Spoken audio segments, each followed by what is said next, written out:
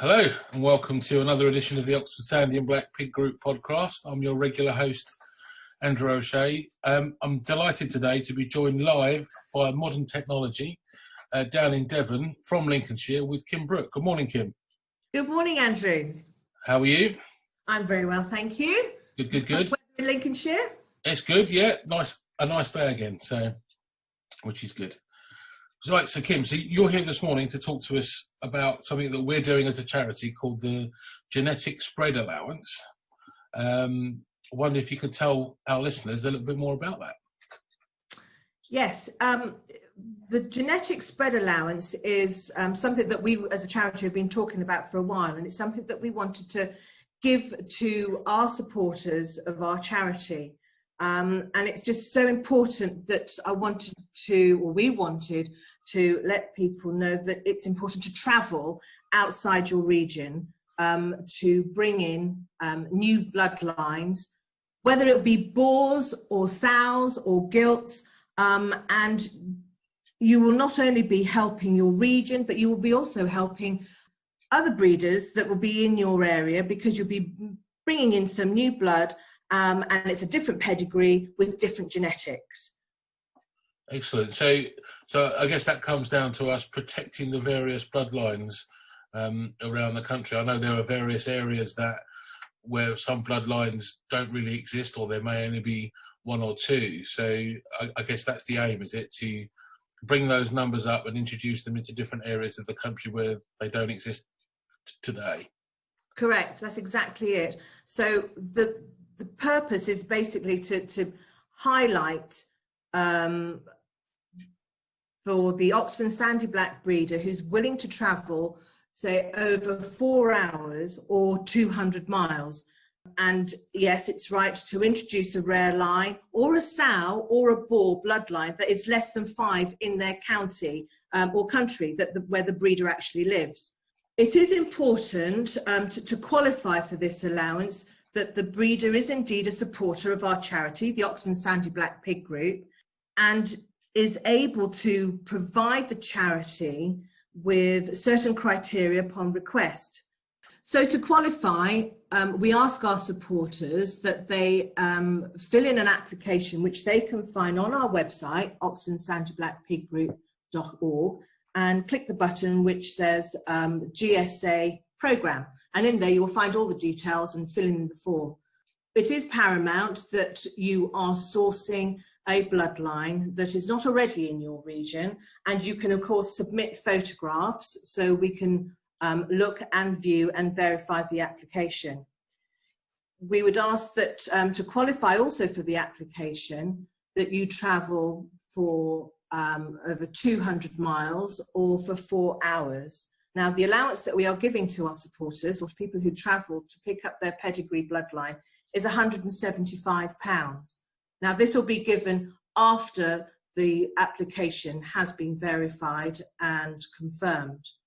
Now, I've done some sums about this with £175, and I, for instance, have a Nissan Navara truck, and a full tank of petrol will be about £90. So I get 400 miles out of that £90.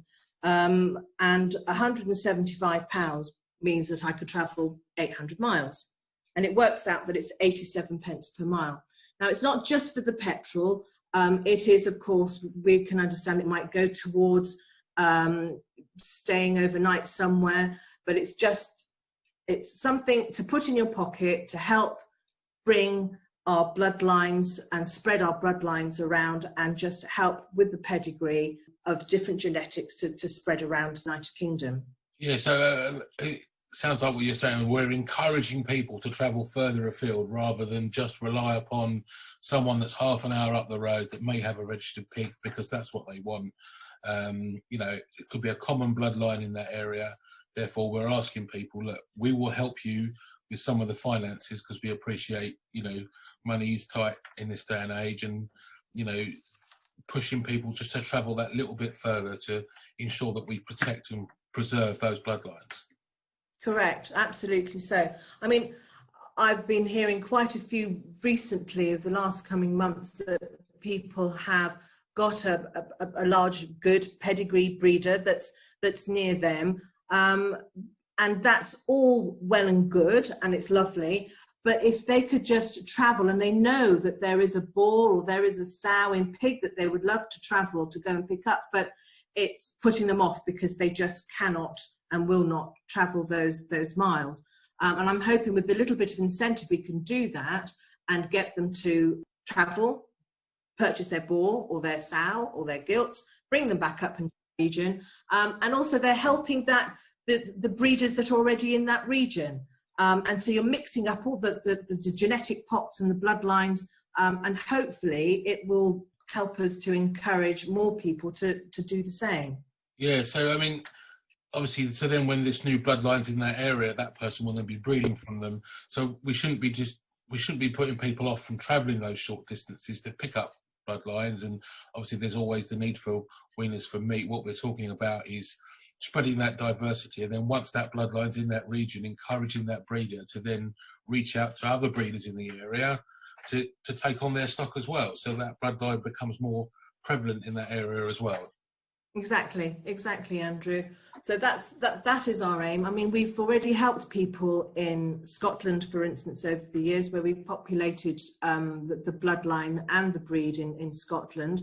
We've also introduced 3 new breeders, I think 4 now actually, in the north of England.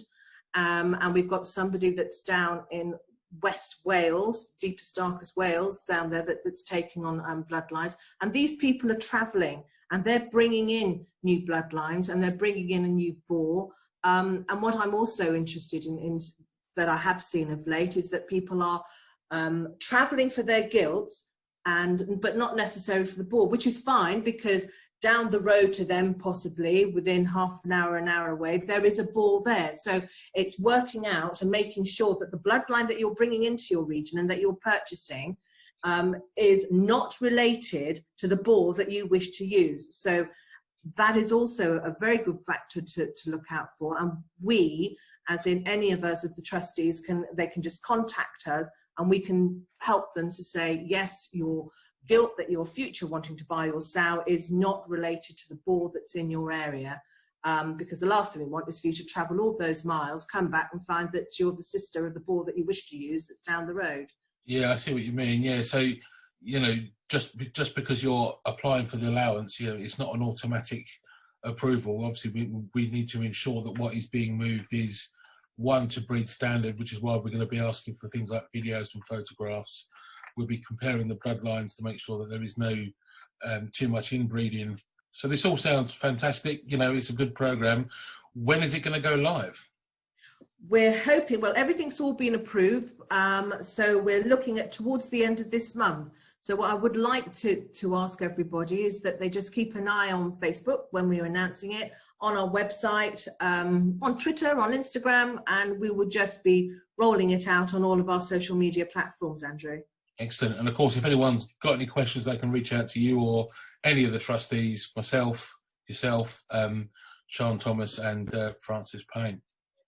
Absolutely. And I'm also the regional representatives up and down in the country for the group will also be on hand to help with also sourcing and finding breeding lines for them. So it's just a way of encouraging a good network of communication, so our supporters feel comfortable with what they're doing, getting a way of getting to know us as their trustees or getting to know the regional reps. So it's I'm hoping that it's going to be positive and a good way forward in helping the breeders and the bloodlines.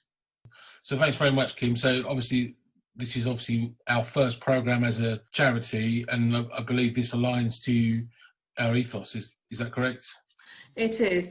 I mean, it was, as you mentioned previously, it's been a long, hard slog for us to be getting the charity status, and it's proved with 10 years of the support that we've had from all of our supporters on the Oxford and Sandy Black Pig Group, that the charity's ethos and the focus is basically to support, inspire, educate and enthuse individuals about our breed and to give guidance to our supporters.